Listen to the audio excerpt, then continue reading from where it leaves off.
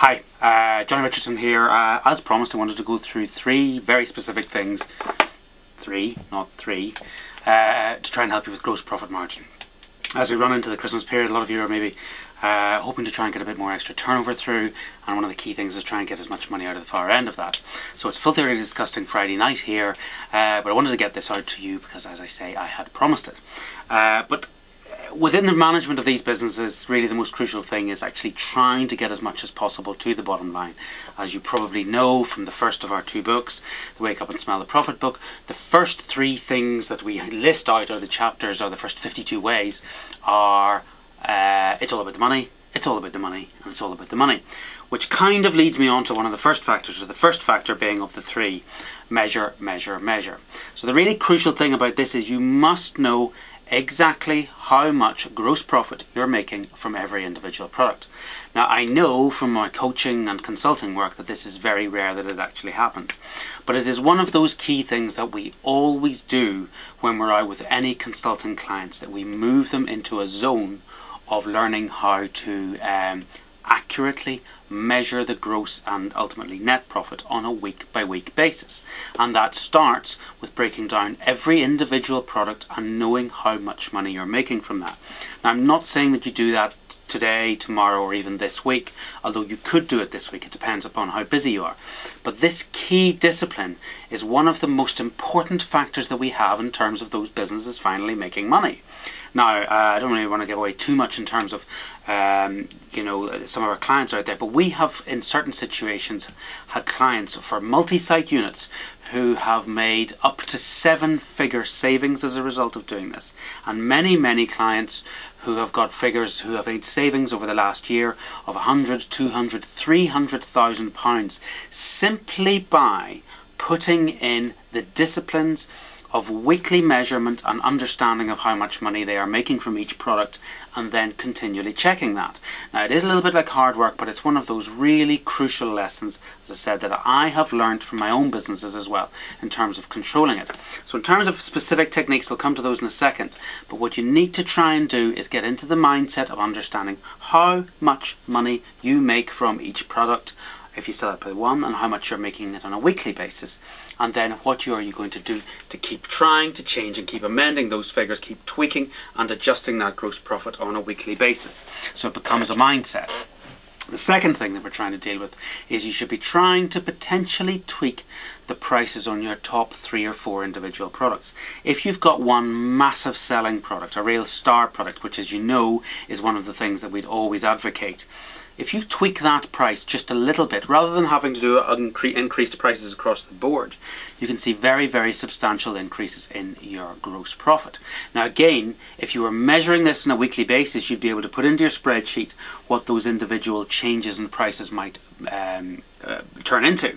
But if you're not, still have a look, take your till roll from the previous night, previous week, or whatever, and look at what are potentially the top 3 or 4 individual items in terms of sales.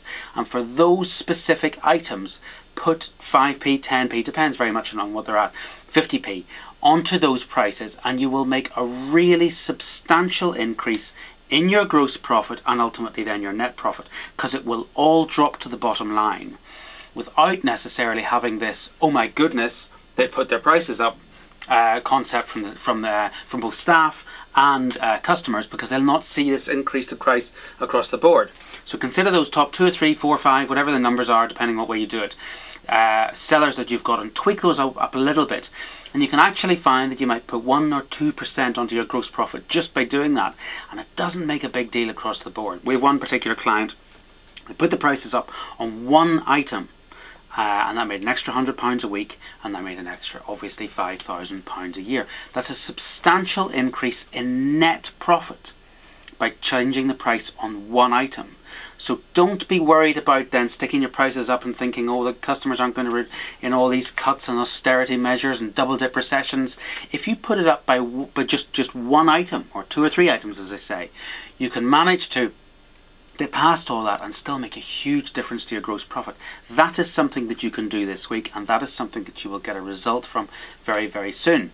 The third and final thing that we wanted to try and consider was this whole, the whole concept of perhaps trying to lump all of your main purchases through with one supplier. all of your suppliers will be struggling a little bit at the moment. So what you can do is you can go to one of your main suppliers and say, what will you, if I give you all of this business, because you're probably buying things from lots of different people at the moment, but if I was to give you all of this business, now you maybe might have 2 or 3 different things that are going elsewhere, but if you substantially increase the volume of business that you've got going through them, they will then be able to do an overall deal for you. Now, in all of my businesses in the past, I have done this every year or so. And I'm talking about the chip shops, I'm talking about coffee shops, I'm talking about restaurants, I'm even talking about various things that we were doing within the retail environment, garden centres and so on. So go to 1 or 2 of your main suppliers and say, if I give you all of this, quote me what you can to do all of these items.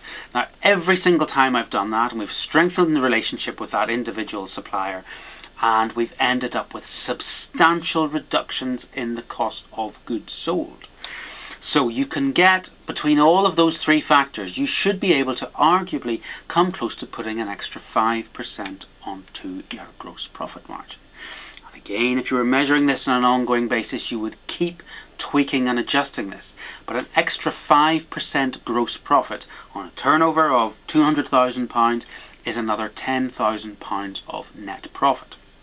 So, don't be worrying too much about all of the other factors in the business at the moment. As you know, we're doing this webinar on Tuesday, which hopefully will show you how to get new customers through.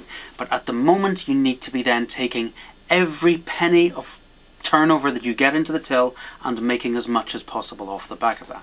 And we have lots of other tips in terms of gross profit, but to an extent, those are three that you can be applying within a week or 2 weeks and can be immediately producing extra gross profit and therefore net profit, because as I say, it will drop to the bottom line because you've got no additional cost attributed to it within almost instantly. So try those out. The first one being measure, measure, measure. Try and work out exactly how much you're making from each product, and keep measuring on a weekly basis. And the second one is the tweaking your prices on some of those very top selling items, even as little as 1. And the third one is perhaps going to 1 or 2 of your main suppliers and saying, if I lump all of these things with you that I'm buying from everybody else, what sort of a deal can you do for me? So hopefully that's of some benefit to you, and hopefully we will see you on the webinar on Tuesday. Please make sure you get along to that. It's absolutely free, no cost at all. We have about, as it stands at the moment, about 70 registrations. We can only take 100, so there only are 30 spaces left. So if you are interested in that webinar about how to get a new customer and the 7 key ways to get that, the 7 methods for getting new customers, you need to register now at the link down below. So thank you very much, and hope to see you in the webinar on Tuesday. Cheers.